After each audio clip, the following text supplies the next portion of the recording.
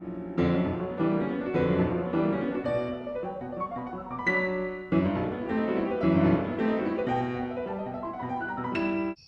evening, YouTube. I apologize for not making any update videos on my Uncle Bill's Trans Am. That video died on the vine for 2 years until very recently for some reason, so genuinely I didn't think anyone was interested. No one knows the ways of the algorithm, not even Google. Don't ask. No T56 swap, no LS swap. It's just been mended and maintenanced. Maybe that's another reason why I didn't think this would be worth an update video, but so many people asked recently, and I'm happy to oblige. I think this is a small block Chevy thing, but I have a Toyota, a Lexus, a Mazda, and 2 Chryslers, 60 years apart, and none of them fire off this quickly from a cold start. For context, this has been sitting for 3 weeks.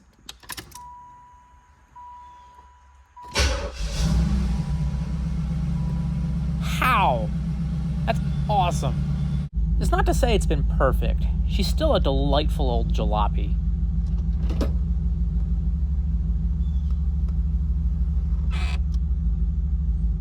Since that video 2 years ago, it's had all new plugs and wires, cap and rotor, and all smog components have been removed.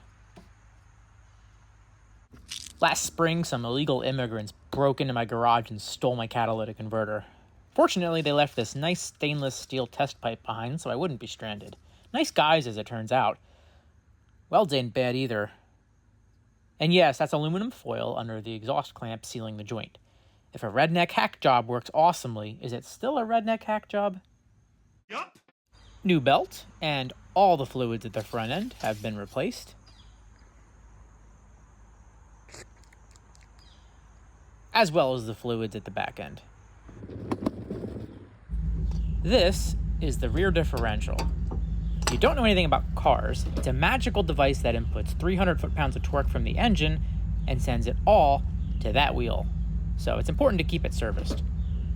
Couldn't find a Trans Am steering wheel for a reasonable price, so I grabbed one from the only car ever made that can match this level of white trash sex appeal, the IROC.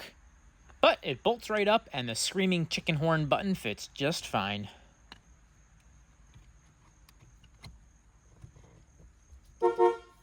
Hide your wives!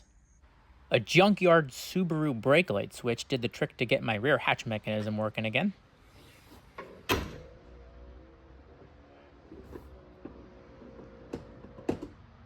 Got 4 new appropriately sized tires. No raised white letters. I've learned that's a trend more so with the 2nd gen Firebird, much like the screaming chicken on the hood or Leonard Skinner and appreciating market value. Actually, I'm not so sure about that market value thing. These cars got wrecked, trashed, stolen, and junked. You know what didn't? Corvettes from the same era. They were detailed, maintained, collected, and parked inside so they'd be worth something someday as an investment. Now look, I bet you see way more C4 Corvettes around than 3rd gen Firebirds, and market prices are starting to reflect that.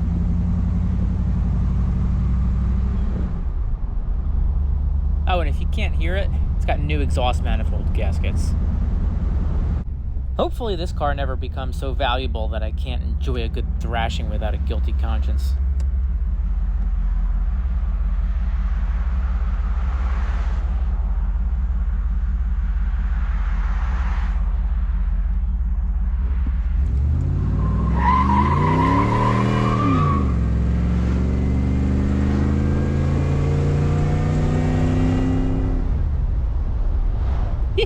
I love it.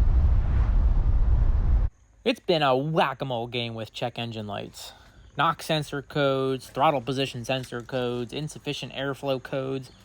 It idled at 2,000 RPM, which is fine for a sport bike, not so much for a small black Chevy. So I've cleaned the MAF 3 times, replaced the throttle position sensor and the idle air control valve, adjusted the throttle stop screw and added an additional return spring. What else? I smoke tested the hell out of all of it.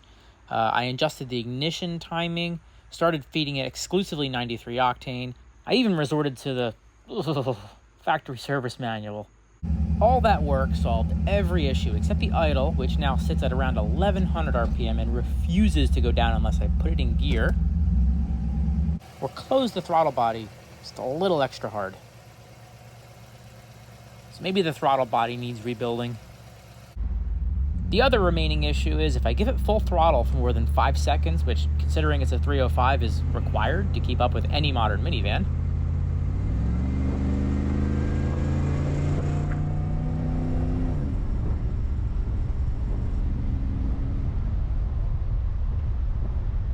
I get code 34 100% of the time. Even with the light on, it doesn't go into limp mode or lose any driving performance, so I'm inclined to say f it. In my mind, it's got to be the map sensor, because it's airflow related, and the throttle position sensor is new, but they don't make new ones, and I can't find a good consensus on any of the aftermarket ones at any price. Part of me wishes Uncle Bill were around to ask for advice, but part of me knows he wouldn't know either. This is way too modern for him to understand. Too many transistors and sensors. He liked his cars like he liked his women. Vintage, all natural, and silicone free. Swing low, sweet chariot. This is how he would have fixed it, and so this is how I'm gonna fix it.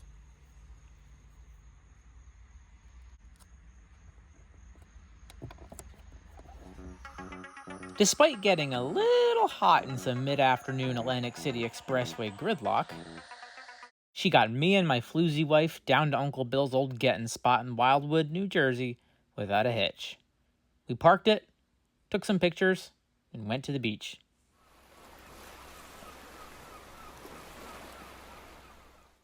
That's all I needed the car to do, and to be honest, I hadn't planned to keep it after that. It's never left me stranded, and with 93 million miles of headroom, it's actually quite handy for hauling 40 feet of sewer pipe home.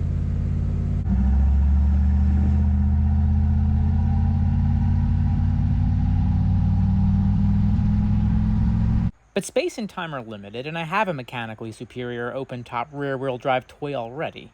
And now I have an even more... need the wide angle for this. An even more ridiculous, more over-the-top, less fuel-efficient V8 American boat, taking up even more room and time in my life, and it's worth 4 to 5 times what this old bird will ever be. I was going to sell this and buy Chrysler parts. Disc brake conversion kit, maybe some Holly Sniper EFI, vintage air conditioning. I know my Uncle Bill would have been on board with that plan. He inherited my great-grandfather's 59 Buick Electra 225 and sold it for peanuts to get out of some tax debt. He tried desperately to buy it back once he discovered he had a nephew who was into cars. He failed, but he loved that land yacht, and he would have loved this one too. But Uncle Bill is gone, so his approval is irrelevant, which means I should be free and clear to set this bird free. But there's one big reason I can't.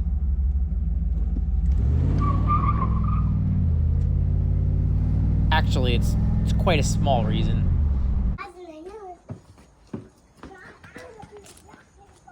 Hey, bud. What?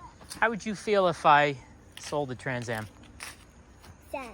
Sad? I can't sell it? Are you, when you're older, will you take care of it for me? Yeah. Promise? You have to give those keys to me. Right now I'm a rock and roll. You know? I think that's all I needed. So what's a dad to do? Kick the minivan out of the garage, obviously, and I guess I'll have to keep making Soviet tool videos to pay for those Chrysler parts. The things we do for love. Speaking of which, the turtle is gone. Uncle Bill specifically asked me to take him and let him go in the pond behind my house. He died in chilly early April, so I kept his turtle inside until warm June and let him go once it was hot enough. He's a wild-caught native species, so the pond and creeks behind my house are a perfect home for him. This is gonna be his new house. Go and get... Whoa. That's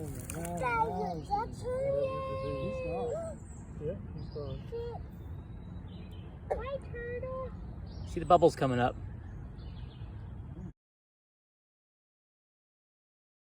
Annoyingly, my son also fell in love with the stupid feeder fish that came with the turtle, and it refuses to do me the courtesy of fucking dying.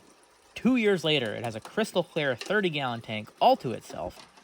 Dozens of tank cleanings, dual filters, food, a bubbler. Much like the Trans Am, it's lucky the little man loves it so much and that I'm such a sucker for my kids.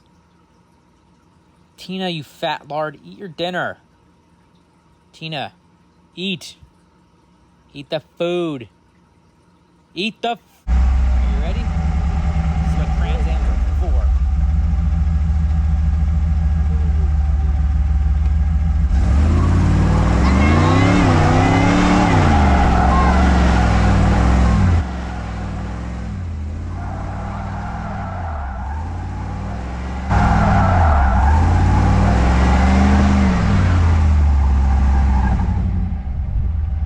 Wasn't that fun? You can give it a try, just be careful, okay? Because the gears are all plastic.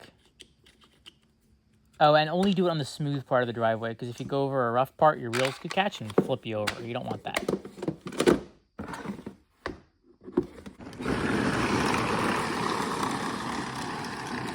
Cats in the cradle and the silver spoon. Little boy blue and the man on the moon. Oh, who am I kidding? I love this thing too.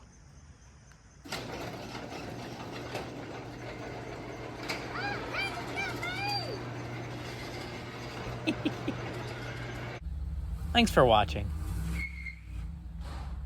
It means a lot.